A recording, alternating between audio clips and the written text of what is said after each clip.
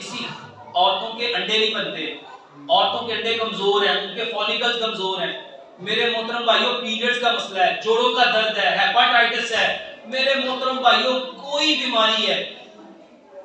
45 دن اس کو استعمال کر کے دیکھ لو، اس کو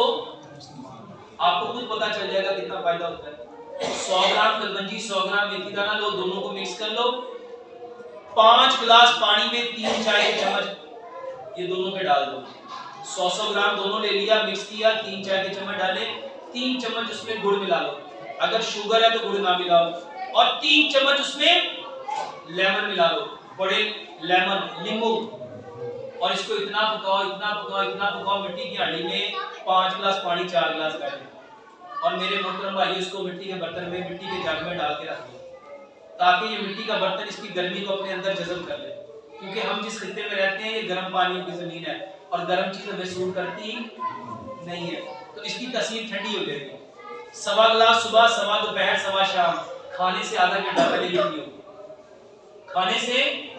آدھا گھنٹہ پہلے پیو۔ اور میرے محترم بھائیوں